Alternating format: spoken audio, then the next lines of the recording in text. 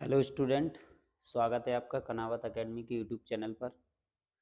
और हमारा सेशन चल रहा है क्लास 10th क्लास बायोलॉजी का, जिसमें हमने बायोलॉजी को डिस्कस कर लिया है, केमिस्ट्री को डिस्कस कर लिया है और फिजिक्स वाला पोर्शन अब हमारा चल रहा है, जिसमें हम फिजिक्स का फर्स्ट चैप्टर कंप्लीट कर चुके हैं और फिजिक्स का ये सेकंड चैप्टर हमारा चल रहा है, जिसका नाम है विद्युत या इलेक्ट्रिसिटी। और इसका फर्स्ट पार्ट हमने आपसे डिस्कस कर लिया है और फर्स्ट पार्ट के अंदर हमने कुछ बेसिक नॉलेज इस चैप्टर की हमने डिस्कस की थी। तो बात करते हैं विद्युत इलेक्ट्रिसिटी। आज हम इस पार्ट में सेकंड पार्ट के अंदर इस चैप्टर से रिलेटेड कुछ क्वेश्चनों को डिस्कस करने वाले हैं जो बोर्ड एग्जाम में हमसे पूछे गए हैं। तो कुछ इंपॉर्टेंट क्वेश्चन है हमारे पास, उनको हम डिस्कस करते हैं। तो सभी लोग सबसे पहले वीडियो को लाइक कर दीजिए, शेयर कर दीजिए और चैनल को सब्सक्राइब कर दीजिए और बेल आइकन दबा दीजिए, जिससे आपको आगे आने वाली क्लासों के सारे नोटिफिकेशन मिलते रहें। ठीक है भाई, बात करते हैं। देखो क्वेश्चन, हमारा पहला क्वेश्चन इसके अंदर दे रखा है क्या कि विद्युत परिपथ किसे कहते हैं। भाई हम बात करते हैं, सबसे पहले हमारी बात विद्युत धारा की फर्स्ट क्लास में हो गई है कंप्लीट। तो विद्युत परिपथ किसे कहा जाता है भाई, सबसे पहली बात हमारे सामने आती है कि विद्युत परिपथ हम किसे कहेंगे। तो भाई विद्युत परिपथ की यदि बात की जाए तो विद्युत प्रवाह के निरंतर और बंद पथ को हम क्या नाम दे देते हैं भाई, विद्युत परिपथ, या जिसको इलेक्ट्रिक सर्किट कहते हैं भाई। ठीक है ना, जिसके अंदर से विद्युत धारा का क्या होने वाला है, प्रवाह होने वाला है। उदाहरण के लिए विद्युत परिपथ, विद्युत स्रोत, हमें प्रतिरोध चाहिए, हमें स्विच भी चाहिए, हमें संधारित्र यानी कैपेसिटर चाहिए, कुंडली प्रेरकत्व चाहिए और सर्किट ब्रेकर चाहिए हमें, और अन्य विद्युत उपकरण आदि इसके साथ क्या होते हैं, जुड़े रहते हैं। जिस तरीके से बात की जाए आपसे कि जैसे एक विद्युत परिपथ बनाया जाए, तो जैसे कि ये रहा, इसके अंदर एक प्रतिरोध लगा दिया है, इसके अंदर एक बैटरी लगा दी है, एक कुंजी के स्विच जिसको हम चालू बंद करने के लिए कहेंगे, और इसके अंदर प्रवाहित हो रही है क्या, आई धारा। एक बैटरी लगा दी हमने, ई के कुंजी है, आर प्रतिरोध है हमारे पास। ठीक है, तो इसकी बात की जाए विद्युत परिपथ की, तो जी हमारा एक सर्किट बनकर तैयार हो गया। और ये है हमारा क्या, तार भाई। तार हमारे पास धातु होना चाहिए। विद्युत धारा का प्रवाह करने के लिए हमें क्या चाहिए, धातुएं चाहिए, और इन धातुओं से होकर विद्युत धारा प्रवाह होती है। तो जो हमारे एक घर का एक सर्किट दे रखा है, जिसके अंदर हमारे बहुत सारे उपकरण जुड़े रहते हैं, उसे ही हम क्या कह देते हैं, विद्युत परिपथ कह देते हैं। अब बात करते हैं कि विद्युत परिपथ के प्रकार कौन कौन से भाई। तो फिलहाल बात करें, देखो खुला विद्युत परिपथ जब हम कहेंगे इसको, खुला विद्युत परिपथ, उस दूसरा है हमारा बंद विद्युत परिपथ, और तीसरा है हमारा लघु पतित, और तीसरा है लीकेज परिपथ। भाई ये चारों नाम से ही इनके दे रखे हैं, खुला विद्युत परिपथ, बंद विद्युत परिपथ और लीकेज विद्युत परिपथ। क्लियर बात। तो हमें सिर्फ प्रकार इसके याद रखने हैं कि विद्युत परिपथ जो होते हैं ना, वो हमारे पास खुला भी होता है, बंद भी होता है, और लघु परिपथ भी होता है, और लीकेज परिपथ भी होता है। ठीक है बात। आगे बात करते हैं अगले क्वेश्चन। और अगले क्वेश्चन में हमसे बड़ा अच्छा क्वेश्चन पूछा गया है कि आप विद्युत धारा किसे कहते हैं और इसका ऐसा ही मात्रक बताइए भाई। ठीक है, तो विद्युत धारा उत्पन्न करने के लिए हमें सबसे पहले चाहिए क्या, आवेश। तो आवेश प्रवाह की दर को ही हम क्या कह देते हैं भाई, विद्युत धारा कह देते हैं। मान लो इस विद्युत परिपथ के अंदर कोई आवेश प्रवाह प्रवाहित हो रहा है, हमारे पास आवेश, जिसे हम कहते हैं क्या, चार्ज। और यदि ये परिपथ में होकर ये चार्ज हमारे पास प्रवाहित हो रहा है, चार्ज हम दो तरीके के लेके चलते हैं, एक प्लस और एक माइनस। एक पॉजिटिव चार्ज होता है और एक नेगेटिव चार्ज होता है। जहाँ चार्ज को हम, आवेश को हम शो करेंगे किससे, क्यू से। ठीक है, तो किसी विद्युत परिपथ के अंदर आवेश प्रवाह की दर को ही हम क्या कह देते हैं, विद्युत धारा कह देते हैं। क्लियर बात। दूसरे शब्दों में यदि हम बात करें कि एकांक समय में चालक तार में प्रवाहित आवेश की मात्रा को क्या कहा जाता है, विद्युत परिपथ, विद्युत धारा कहा जाता है। बात करें हम विद्युत धारा की, तो विद्युत धारा वास्तव में है क्या भाई, विद्युत धारा हमारे पास जो है ना, वो आवेश प्रवाह की दर को हम क्या कह देते हैं, विद्युत धारा। तो आवेश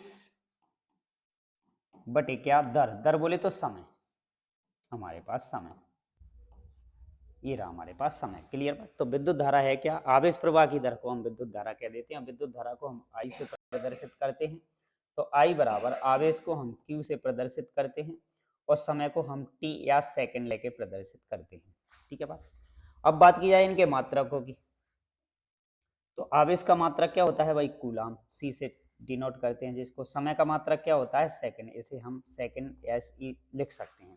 तो विद्युत धारा का मात्रक क्या हो जाता है हमारे पास, कूलाम प्रति सेकंड हो जाता है। और इस कूलाम प्रति सेकंड को ही हम कह देते हैं क्या, एम्पियर, जिसे हम प्रदर्शित करते हैं कैसे, ए से। आगे हमें एक क्वेश्चन मिल जाएगा। तो सिंपल सी बात थी, हमसे पूछा गया कि विद्युत धारा किसे कहते हैं, इसका ऐसा ही मात्रक बताइए। तो किसी विद्युत परिपथ के अंदर आवेश प्रवाह की दर को ही हम क्या कह देते हैं, विद्युत धारा कह देते हैं। तो विद्युत धारा बराबर क्या, आई आवेश बटे समय हो गया भाई। और इसका मात्रक क्या होता है भाई, एम्पियर, आपको याद रखना है विद्युत धारा का। क्लियर। नेक्स्ट बात करते हैं कि विद्युत धारा के मात्रक की परिभाषा लिखिए भाई। जस्ट अभी हमने विद्युत धारा को प्रदर्शित किया था कैसे, आई से। और विद्युत धारा आई बराबर क्या होता है भाई, आवेश बटे समय यानी टी, ये हमारे पास है। अब इनके हम मात्रक लिखते हैं। आवेश का मात्रक क्या होता है भाई, कूलाम।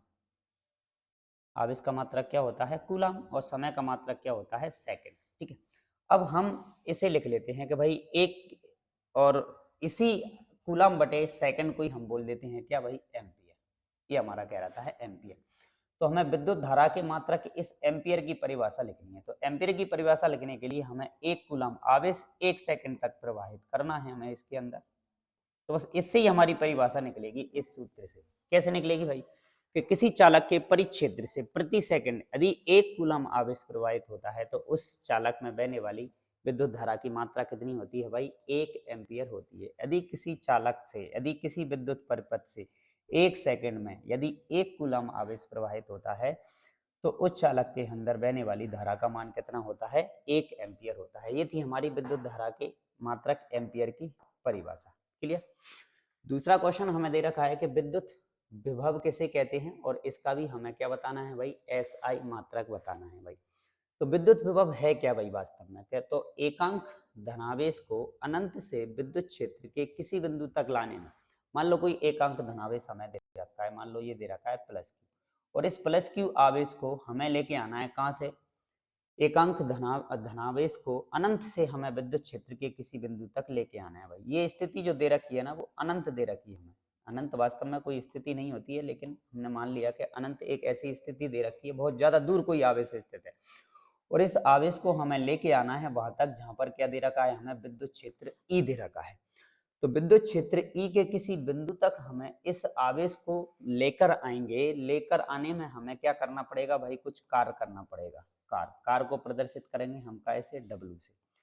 तो जो कार्य करना पड़ेगा उस कार्य को ही हम उस बिंदु पर क्या कह देते हैं भाई, उसका विभव कह देते हैं भाई। इसका मात्रक क्या होता है भाई, वोल्ट होता है। तो बस हम लिख सकते हैं विभव का सूत्र, कि विभव बराबर क्या होता है, विभव बराबर होता है हमारा कार्य बटे आवेश। ठीक है भाई, कार्य बटे आवेश। विभव को हम V से प्रदर्शित करेंगे, कार्य को हम W से प्रदर्शित करेंगे, और आवेश को हम Q से प्रदर्शित करेंगे। अब हम इनके निकालते हैं क्या मात्रक भाई। आवेश, कार्य की बात करें हम, तो कार्य का जो मात्रक होता है ना, वो हमारे पास होता है क्या, जूल। और आवेश का मात्रक क्या होता है, कूलाम। तो जूल प्रति कूलाम हमारे पास जो दे रखा है, इसी को हम बोल देते हैं भाई वोल्ट। वोल्ट। Clear, volt. तो विद्युत विभव का मात्रक क्या हो जाता है हमारे पास, वोल्ट हो जाता है। यही था हमारा क्या, विद्युत विभव। तो विद्युत विभव का ऐसा ही मात्रक हमें याद रखना है। अगला क्वेश्चन आता है हमारा कि 1 वोल्ट विभव को परिभाषित कीजिए भाई। तो 1 वोल्ट विभव को परिभाषित कैसे करेंगे भाई, तो अभी जस्ट हमने विभव का सूत्र पढ़ा कि V बराबर क्या होता है, W बटे क्या, Q, यानी कार्य बटे आवेश। और हमें 1 वोल्ट विभव को परिभाषित करना है भाई। तो 1 जूल हमें कार्य करना पड़ेगा 1 कूलम आवेश को लाने के लिए। भाई कहाँ से लेके आएंगे, विभव वाली कहानी में आवेश को कहाँ से लेकर आना है भाई, अनंत से लेकर आना है। अनंत से विद्युत क्षेत्र के किसी बिंदु तक आवेश को लाने के लिए, 1 कूलम आवेश को लाने के लिए यदि 1 जूल कार्य करना पड़ता है, तो उस बिंदु पर जो विभव होता है ना, वो कितना होता है, 1 वोल्ट होता है।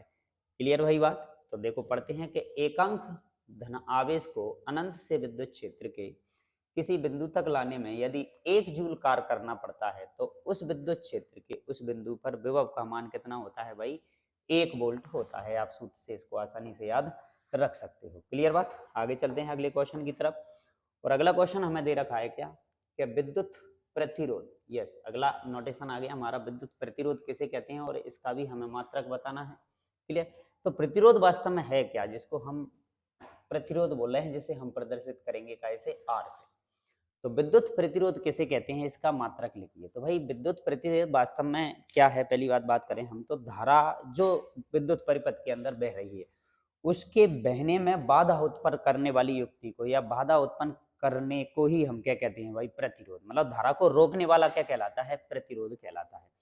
तो किसी विद्युत परिपथ में प्रवाहित विद्युत धारा के मान में उत्पन्न अवरोध जो है, अवरोध या रुकावट, या तो आप उसको अवरोध कहोगे या फिर आप उसको रुकावट कहोगे, तो उस रुकावट को ही हम क्या नाम दे देते हैं भाई, प्रतिरोध कह देते हैं। और इसका ऐसा ही मात्रक क्या होता है हमारे पास, ओम होता है। बात आपको याद रखनी है, प्रतिरोध का ऐसा ही मात्रक क्या होता है हमारे पास, ओम। ठीक है, याद रखना है भाई सब लोगों को मात्रक। जैसे कि धारा का मात्रक क्या होता है, एम्पियर, विभव का मात्रक क्या होता है, वोल्ट, वैसे ही प्रतिरोध का मात्रक क्या होता है, ओम होता है। वैसे ही बात आ जाती है हमारे पास कि 1 ओम प्रतिरोध से आप क्या समझते हो। मतलब अब हमें बतानी है कि 1 ओम प्रतिरोध को परिभाषित कीजिए, 1 ओम प्रतिरोध किसे कहते हैं भाई। तो बात आती है कि 1 ओम प्रतिरोध उत्पन्न करने के लिए हमें उस विद्युत परिपथ के अंदर विभवांतर लगाना पड़ेगा, उस पर वोल्टेज लगाना पड़ेगा और उसमें धारा भी प्रवाहित होगी। और जैसे ही उसके अंदर धारा प्रवाहित होगी तो उसके साथ हमारी एक कंडीशन है क्या, कि यदि हमारे पास 1 वोल्ट की हमने बैटरी लगाई और उसके अंदर यदि 1 एम्पियर की विद्युत धारा प्रवाहित हो रही है, यदि मान लो किसी चालक के सिरों पर 1 वोल्ट विभवांतर हमने जैसे ही आरोपित किया तो उस चालक में 1 एम्पियर की धारा प्रवाहित हो रही है, तो उस चालक का प्रतिरोध जो होता है ना वो 1 ओम प्रतिरोध कहलाता है भाई। इस बात को याद रखना है। ठीक है, कि जब हम किसी चालक तार के अंदर 1 वोल्ट विभवांतर लगाने पर यदि उस चालक तार के अंदर 1 एम्पियर की धारा प्रवाहित होने लगती है तो उस चालक तार का जो प्रतिरोध होता है ना उसे हम क्या कह देते हैं भाई, 1 ओम प्रतिरोध कह देते हैं। क्लियर बात। तो चलते हैं अगले क्वेश्चन की तरफ। और अगला क्वेश्चन हमें दे रखा है 8वां क्वेश्चन, कि प्रतिरोधकता या विशिष्ट प्रतिरोध किसे कहते हैं और इसका भी हमें मात्रक बताना है। या तो आप इसको प्रतिरोध बोलो या फिर आप इसी को प्रतिरोधकता भी कह सकते हो या विशिष्ट प्रतिरोध भी कह सकते हो। मान लो ये तार दे रखा है हमने, ये रहा एक तार, ये तार है हमारे पास, इसकी ये लेंथ दे रखी है L फुल लंबाई। ठीक है, अब लंबाई जो दे रखी है ना L, वो हमने मान ली इसकी लंबाई दे रखी है कितनी, 1 मीटर। मान लो हमने 1 मीटर लंबा तार ले लिया और ये इसका क्षेत्रफल दे रखा है A4 एरिया, और इस एरिया को भी हमने मान लिया कितना, 1 वर्ग मीटर। बस यहीं से हमारी इस विशिष्ट प्रतिरोध या प्रतिरोधकता की क्या बनने वाली है, परिभाषा बनने वाली है, प्रतिरोधकता। ये परिभाषा हमारी यहां से निकल के आने वाली है। क्या कंडीशन बनेगी, देखो कि मान लो हमें 1 मीटर लंबा तार लेना है, उसकी लंबाई कितनी होनी चाहिए भाई, 1 मीटर लंबाई होनी चाहिए, और उसका क्षेत्रफल भी कितना होना चाहिए, 1 वर्ग मीटर उसका क्षेत्रफल होना चाहिए, 1 वर्ग मीटर उसका क्या होना चाहिए, क्षेत्रफल होना चाहिए। तो उस तार के अंदर जो प्रतिरोध उत्पन्न होता है ना उसे ही हम नाम दे देते हैं क्या, विशिष्ट प्रतिरोध या प्रतिरोधकता। तो कंडीशन है एक कि हमारे पास विशिष्ट प्रतिरोध या प्रतिरोधकता ज्ञात करने के लिए तार की लंबाई भी 1 मीटर होना चाहिए और उसका क्षेत्रफल भी 1 वर्ग मीटर होना चाहिए। क्लियर बात। यस, अगले क्वेश्चन की तरफ बढ़ते हैं हम। और अगला क्वेश्चन हमें जो दे रखा है ना वो दे रखा है किसका, ओम का नियम भाई। तो भाई ओम कौन है भाई, उस ओम के नियम की हम बात करते हैं। तो ओम जो है ना, अभी हमने जस्ट पढ़ा था कि ओम जो व्यक्ति का नाम है भाई, ओम ओम एक व्यक्ति है जिन्होंने एक धारा से और प्रतिरोध से और विभव से संबंधित एक नियम दिया था भाई, जिसे हम क्या कह देते हैं, ओम का नियम कह देते हैं भाई। क्लियर बात। तो भाई क्या बताया भाई ओम भाई साहब ने हमें, तो उनके नियम को सबसे पहले डिस्कस करते हैं। क्या, यदि किसी बंद परिपथ में, भाई परिपथों के जस्ट अभी हमने प्रकार पढ़े थे, यदि कोई बंद परिपथ हमें दे रखा है, मान लो ये रहा हमारे पास एक परिपथ का भी डायग्राम अपन बना लेते हैं, एक परिपथ दे रखा है, इसके अंदर ये हमारा कोई प्रतिरोध लगा हुआ है। ठीक है, और ये हमने इसके अंदर एक बैटरी लगा दी है, ये इसको ऑन ऑफ करने के लिए हमने एक स्विच भी लगा दिया है इसके अंदर। ठीक है, आर प्रतिरोध दे रखा है इसका, और भी इसका वोल्टेज है, ई विद्युत क्षेत्र वाली एक बैटरी लगा दी, के कुंजी लगा दी और इसके अंदर धारा बह रही है कौन सी हमारी आई। ये एक बंद परिपथ दे रखा है या इसको हम कह सकते हैं एक सर्किट हमें दे रखा है, ठीक है। तो इस बंद परिपथ में संयोजित चालक, अब चालक क्या है भाई, ये जो बना होगा ना वो काय से मिलकर बना होगा, तार से। तार काय का होना चाहिए भाई, धातु का होना चाहिए। धातुएं क्या होती हैं, विद्युत की चालक होती हैं भाई, ठीक है।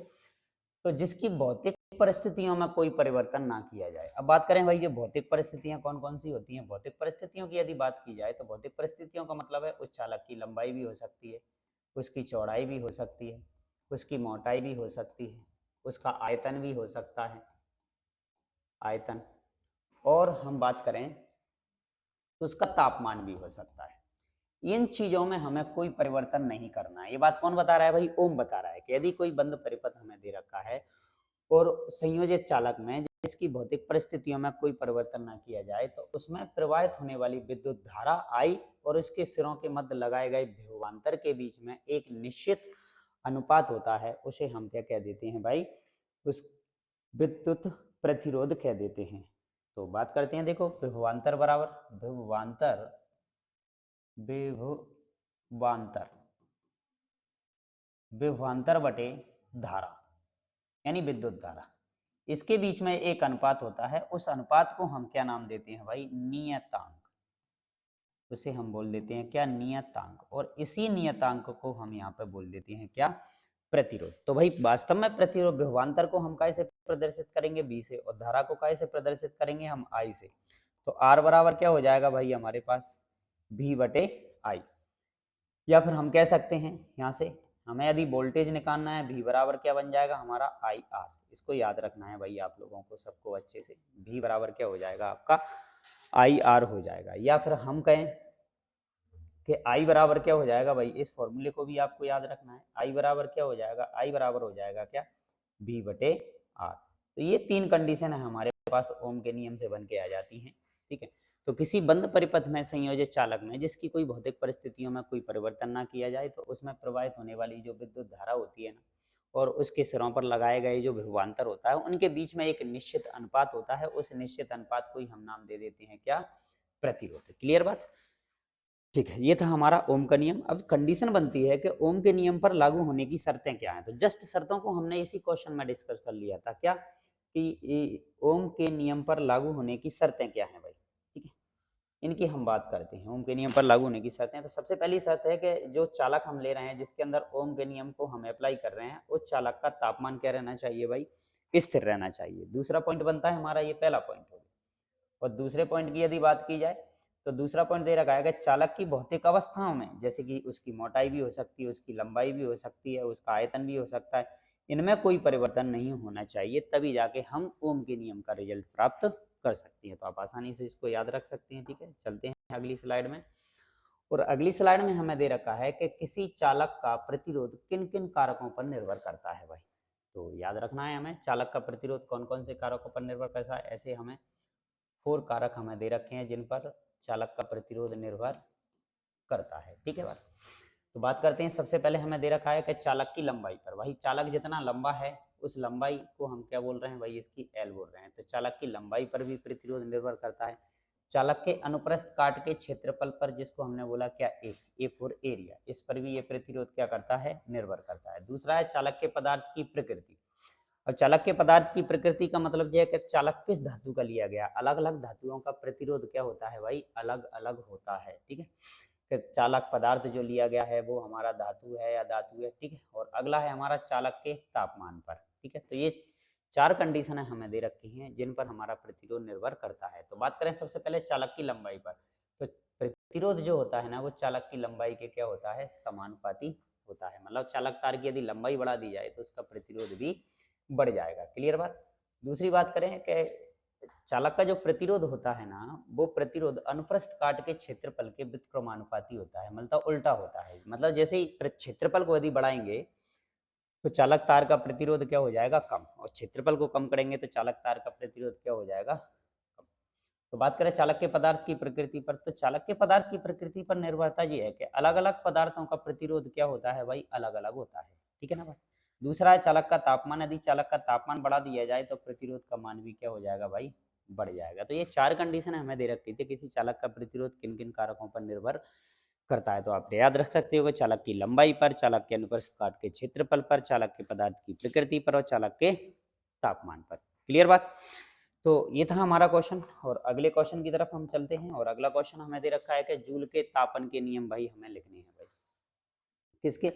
जूल के तापन के नियमों को हमें लिखना है। तो बात करते हैं, देखो जूल के तापन के नियम। तो एक और भाई साहब हमारे पास आ गए जिनका नाम है क्या? जूल। ठीक है, जूल मात्रक भी है हमारे पास। तो फिलहाल जूल भाई साहब ने हमें तापन के कुछ नियम दिए थे। वो नियम है क्या वास्तव में? क्या बात कही थी इन्होंने कि जब किसी प्रतिरोध में जैसे ही हम विद्युत धारा t समय के लिए प्रवाहित की जाती है तो उस प्रतिरोध में विद्युत धारा की ऊष्मीय प्रभाव से क्या उत्पन्न होने लगती है भाई? ऊष्मा उत्पन्न होने लगती है। इसे हम जूल का तापन नियम कहते हैं। भाई क्या बात कह दी है इन्होंने बोला ये वाली बात कि जब हम किसी चालक तार के अंदर जैसे ही विद्युत धारा प्रवाहित करते हैं तो धातुओं के बने हुए जो तार जो होते हैं ना, वो ऊष्मा के कारण क्या होने लगते हैं? गर्म होने लगते हैं। और जो गर्म होने की जो प्रक्रिया है ना, उसी को ही हमने बोला है जूल के तापन के नियम। तो जो गर्म होते हैं उनकी यदि हम बात करें यहाँ पर, तो ऊष्मा जो उत्पन्न हो रही है H, उत्पन्न होने वाली जो ऊष्मा होती है, या हम एक तरीके से कहें कि बात करें कि उत्पन्न होने वाली जो ऊष्मा है वो हमारी पास प्रवाहित होने वाली जो धारा है ना उसके वर्ग के क्या होती है? समानुपाती। उत्पन्न होने वाली जो ऊष्मा है ना उस चालक के प्रतिरोध के क्या होती है? समानुपाती। उत्पन्न होने वाली जो ऊष्मा है ना वो ऊष्मा हमारे समय के भी क्या होती है भाई? समानुपाती होती है। ये 3 कंडीशन है हमें इस जूल के तापन के नियम में बताई गई है। ठीक है, तो उत्पन्न ऊष्मा, H का मतलब क्या है भाई? इसमें उत्पन्न होने वाली ऊष्मा। I का मतलब धारा हमें पता है, R का मतलब प्रतिरोध हमें पता है, T का मतलब समय हमें मालूम है। तो उत्पन्न होने वाली जो ऊष्मा है हमारे पास वो धारा के वर्ग के समानुपाती होती है। उत्पन्न होने वाली ऊष्मा जो है ना वो हमारे पास प्रतिरोध के समानुपाती होती है। और उत्पन्न होने वाली ऊष्मा समय के भी क्या होती है? समानुपाती। ठीक है, अब इन तीनों समीकरणों को एक साथ हम मिला के यदि लिख दें तो H समानुपाती हम कह सकते हैं क्या? I स्क्वायर R और T। ठीक है ना, H जो है ना वो समानुपाती है धारा के वर्ग के, समानुपाती है प्रतिरोध के और समानुपाती है किसके? समय के। और जैसे ही हम यहाँ से समानुपाती का साइन हटाते हैं तो वहां पर एक नियतांक लाने की यदि कोशिश करें तो नियतांक 1 होता है। तो ये बन गया फॉर्मूला हमारा I स्क्वायर R T। ये हमारा एक फॉर्मूला बनकर क्या हो जाता है? तैयार, जिसकी हमें आगे जैसे ही हम न्यूमेरिकल बनाएंगे वहां पर हमें इसकी क्या पड़ेगी? जरूरत पड़ेगी। और बात की जाए यहाँ पर H क्या है हमारे पास? तो भाई उत्पन्न होने वाली ऊष्मा। तो हम इसमें लिख सकते हैं क्या? उत्पन्न होने वाली ऊष्मा नीचे लिख सकते हैं H बराबर उत्पन्न ऊष्मा। और I का मतलब आप जानते ही हो क्या है हमारे पास? धारा, या जिसको हम कहते हैं विद्युत धारा। R का मतलब हमें मालूम है क्या होता है भाई? प्रतिरोध। R को हम डिनोट करते हैं कैसे? प्रतिरोध से। और T का मतलब क्या है हमारे पास? समय, टाइम, जिसे हम कहते हैं समय। तो ये यहाँ पे इनके नोटेशन हमने जो माने थे वो आपको दे रखे हैं। क्लियर बात? आगे बढ़ते हैं अगली स्लाइड की तरफ। और अगली स्लाइड में हमें अगला क्वेश्चन दे रखा है क्या? कि विद्युत धारा के ऊष्मीय प्रभाव की व्याख्या कीजिए भाई। तो जस्ट अभी हमने विद्युत धारा के ऊष्मीय प्रभाव को डिस्कस किया। क्या कहा था जूल के तापन नियम से? कि जैसे ही किसी धातु के बने हुए विद्युत परिपथ के अंदर विद्युत धारा हम प्रवाहित करते हैं तो विद्युत धारा प्रवाहित करने की वजह से उस चालक तार क्या होता है भाई? गर्म होने लगता है, यानी ऊष्मा उत्पन्न करने लगता है। और ऊष्मा उत्पन्न करके क्या हो जाता है भाई? गर्म हो जाता है। गर्म होने के पीछे वजह यह है कि जिस धातु का प्रतिरोध जितना अधिक होगा उसके अंदर ऊष्मा भी उतनी ही ज्यादा उत्पन्न होगी। इसी को हम क्या कह देते हैं? विद्युत धारा का ऊष्मीय प्रभाव कह देते हैं। कि जब किसी प्रतिरोध में विद्युत धारा प्रवाहित की जाती है तो आवेश को प्रतिरोध के एक सिरे से दूसरे सिरे तक ले जाने में कार्य करना पड़ता है भाई। और यही कार्य जो है ना वो काय में बदल जाता है भाई?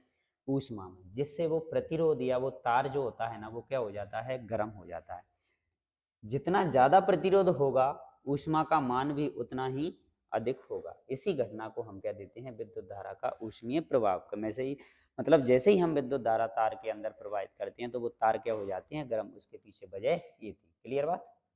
चलते हैं अगली स्लाइड की तरफ। और अगली स्लाइड के अंदर हमें दे रखा है क्या, फ्यूज तार किस प्रकार विद्युत उपकरणों को नष्ट होने से बचाता है। क्लियर बात। तो फ्यूज तार की बात करें तो भाई फ्यूज तार है क्या भाई, तो फ्यूज तार एक सुरक्षा कवच है हमारा। जो सर्किट जो दे रखा है, इस सर्किट के अंदर जितने भी विद्युत उपकरण लगे हुए हैं उन उपकरणों को खराब होने से, फूकने से बचाने के लिए हम फ्यूज तार का घर में क्या करते हैं भाई, उपयोग करते हैं। तो ये क्या करने वाला है कि जब भी घर में अति भारण या लघु पतन वाली घटना होने वाली है, मतलब जब भी शॉर्ट सर्किट होने वाला है या कोई तार जिसमें शॉर्ट सर्किट मतलब जिसमें गर्म तार और अर्थिंग वाले तार यदि दोनों आपस में मिल जाएं तो दोनों तारों में फॉल्ट हो जाता है, शॉर्ट सर्किट हो जाता है। वो तार क्या हो जाते हैं, गर्म हो जाते हैं बहुत ज़्यादा, मतलब उसमें बहुत ज़्यादा मात्रा में धारा क्या होने लगती है, प्रवाहित होने लगती है।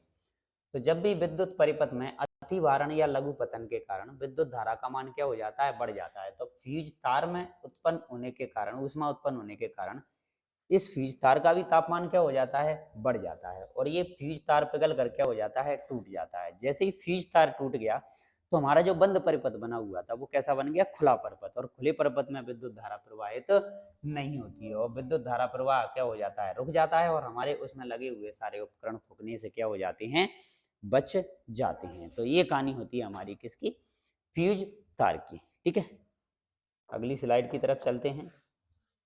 और अगली स्लाइड में हमें दे रखा है कि विद्युत धारा के ऊष्मीय प्रभाव के दो अनुप्रयोग बताइए। जस्ट हमने अभी जो विद्युत धारा का ऊष्मीय प्रभाव पढ़ा था, उस ऊष्मीय प्रभाव के दो अनुप्रयोगों की हमें बात करनी है कि भाई विद्युत धारा के ऊष्मीय प्रभाव पर आधारित दो कोई अनुप्रयोग बताइए। तो सबसे पहले हम बात करें, सबसे पहला ही हमें दे रखा है क्या, कि विद्युत युक्तियां, जैसे कि विद्युत प्रेस है हमारे पास, विद्युत हीटर है हमारे पास, गर्म पानी का गीजर है, विद्युत केतली है आदि। ये जो उपकरण है ना, ये विद्युत धारा के ऊष्मीय प्रभाव पर ही आधारित होते हैं। क्योंकि जैसे ही इनके अंदर विद्युत धारा प्रवाहित की जाती है तो विद्युत प्रेस भी गर्म होने लगती है, विद्युत हीटर भी गर्म होने लगता है, गीजर भी गर्म होने लगता है, विद्युत केतली भी कैसी बनी रहती है, गर्म बनी रहती है। तो ये विद्युत धारा के ऊष्मीय प्रभाव पर आधारित चीजें। दूसरी बात करें, ऊष्मा उत्पन्न करने के लिए तथा विद्युत बल्ब में प्रकाश उत्पन्न करने के लिए भी हम इसी का उपयोग करते हैं। ठीक, दूसरी बात हो गई। और तीसरी बात की जाए तो विद्युत फ्यूज तार जो है ना, विद्युत उपकरणों को नष्ट होने से बचाने के लिए भी हम इसका उपयोग करते हैं। यदि ऊष्मा उत्पन्न नहीं होती तो ये तार पिघलता नहीं, फ्यूज बार जलता नहीं और सर्किट जो बंद था वो खुला सर्किट नहीं बनता और विद्युत धारा प्रवाह रुकता नहीं, तो हमारे उपकरण क्या होते हैं, फूक जाते। ठीक है, तो ये काम था हमारा इसका। ठीक है, और अगली स्लाइड में हम देखते हैं कि विद्युत संचरण के लिए प्राय कॉपर, कॉपर धातु, भाई कॉपर की बात करें इसका सिंबल होता है क्या, Cu। दूसरा है एल्यूमिनियम, एल्यूमिनियम का सिंबल होता है हमारे पास क्या, Al, भाई एल्यूमिनियम। ठीक है, तो अक्सर हमने देखा होगा कि विद्युत संचरण को, मतलब विद्युत को एक स्थान से दूसरे स्थान तक ले जाने के लिए हम जो तार बनाते हैं ना, वो किसके बनाते हैं भाई, या तो कॉपर के बनाएंगे या फिर हम उनको एल्यूमिनियम के बनाएंगे। भाई ऐसा क्यों, तो विद्युत संचरण के लिए प्राय कॉपर तथा एल्यूमिनियम के तारों का ही उपयोग किया जाता है, क्योंकि इनकी जो प्रतिरोधकता है बहुत कम होती है, अतः यह ज्यादा गर्म होकर पिघलते नहीं है। सीधी सीधी सी बात है, मतलब इनका प्रतिरोध क्या होता है भाई, कम होता है और ये जल्दी गर्म होकर पिघलते नहीं है। इसलिए हम जो धातुओं के घर में वायर बनाते हैं, तार बनाते हैं, तो वो या तो हम बनाएंगे किसके, एल्यूमिनियम के, या फिर हम बनाएंगे किसके, कॉपर के। कॉपर बोले तो तांबा, या तो तांबे की वायरिंग होगी हमारी या फिर कॉपर की वायरिंग होगी। क्लियर, अगले क्वेश्चन की तरफ चलते हैं। अगले क्वेश्चन में हमें दे रखा है क्या, विद्युत शक्ति को परिभाषित कीजिए तथा इसका एसआई मात्रक लिखिए। भाई विद्युत शक्ति क्या है भाई, तो विद्युत शक्ति की यदि बात करें तो किसी विद्युत उपकरण में, मान लो कोई भी उपकरण हमें दे रखा है, उसमें विद्युत ऊर्जा के जो खर्चे की जो दर है भाई, उस दर को ही हम क्या कह देते हैं, विद्युत शक्ति कह देते हैं। खर्चे की जो दर है ना, उस खर्चे की दर को ही हम क्या कह देते हैं, विद्युत शक्ति कह देते हैं भाई। तो शक्ति बराबर क्या हो जाएगा भाई, ऊर्जा का खर्चा, ऊर्जा का खर्चा बटे क्या, समय, इसी को हम कह देंगे भाई क्या, विद्युत शक्ति। और इसका मात्रक होता है हमारा क्या, बात। तो ऊर्जा का मात्रक क्या होगा भाई, जूल हमारे पास, और समय का मात्रक क्या होगा, सेकंड। तो जूल प्रति सेकंड को ही हम क्या कह देते हैं भाई, वाट कह देते हैं। तो हमारी जो शक्ति है ना P, उसका क्या फॉर्मूला बन गया, P बराबर, शक्ति को P से प्रदर्शित किया हमने, और खर्चे की ऊर्जा W मान ली हमने, और समय क्या ले लिया, सेकंड में प्रदर्शित कर लिया। तो इनके मात्रक क्या हो गया भाई, जूल प्रति सेकंड, और इसी को ही हम बोल देते हैं इसकी क्या, वाट। तो शक्ति का मात्रक क्या होता है भाई, वाट भी होता है और जूल प्रति सेकंड भी होता है। क्लियर, आप आसानी से इसको याद रख सकते हो। तो क्वेश्चन अगला हमारा यही बन जाता है कि 1 वाट विद्युत शक्ति को फिर से परिभाषित कीजिए। तो भाई 1 वाट विद्युत शक्ति वास्तव में है क्या, तो भाई 1 वाट विद्युत शक्ति उत्पन्न करने के लिए यदि हमारे घर में 1 जूल ऊर्जा का खर्चा हो रहा है भाई, कितने समय में, 1 सेकंड में, ठीक है।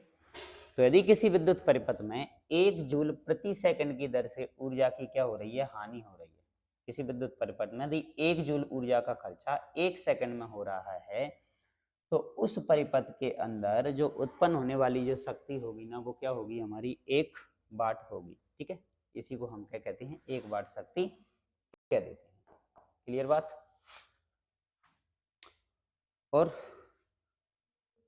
बात की जाए हमारी, तो ये है हमारी आज की क्लास के ये क्वेश्चन, जिनको भाई सभी लोग अच्छे से डिस्कस करें और क्वेश्चनों को अच्छे से बार बार रिवीजन करें। और इसकी फर्स्ट क्लास को लेने के लिए आप कनावत एकेडमी के यूट्यूब चैनल की प्ले लिस्ट में जाइए, जिसकी प्ले लिस्ट आपको बना रखी है 10th क्लास NCERT सॉल्यूशन, जिसमें सारी क्लासेज आपको, चाहे वो केमिस्ट्री की हो। तो सबसे पहले हमने इसकी जो क्लासेज बनाई हैं, वो सबसे पहले हमने बायोलॉजी को डिस्कस किया है, दूसरा हमने केमिस्ट्री को डिस्कस किया है, केमिस्ट्री, और चौथी हमारी चल रही है क्या, फिजिक्स। फिजिक्स ये अभी रनिंग में चल रहा है हमारा, और इसको हम कंप्लीट कर चुके हैं भाई। तो बायोलॉजी की क्लासों को कंप्लीट कीजिए, केमिस्ट्री की क्लासों को कंप्लीट कीजिए, और फिजिक्स अभी हमारा रनिंग में चल रहा है। और फिजिक्स के भी हमने 2 चैप्टर कंप्लीट कर लिए हैं, जिसका पहला चैप्टर कंप्लीट हो गया रंग बिरंगा संसार, और दूसरा चैप्टर हमारा अभी रनिंग में चल रहा है, जिसका नाम है क्या, विद्युत धारा, ठीक है। तो भाई सभी लोग अगेन वीडियो को लाइक कर दीजिए, शेयर कर दीजिए, चैनल को सब्सक्राइब कर दीजिए, और बेल आइकन दबा दीजिए, जिससे कि आपको आगे आने वाली क्लासों के नोटिफिकेशन मिलते रहें। तो सभी को बहुत बहुत धन्यवाद। मिलते हैं अपन अगली इसकी तीसरी क्लास में, और तीसरी क्लास में हमारा इसका जो चैप्टर है ना, वो क्या हो जाएगा, पूरा कंप्लीट हो जाएगा। तो सभी लोग अच्छे से इसका क्या कीजिए, रिवीजन कीजिए। क्लियर, बहुत बहुत धन्यवाद।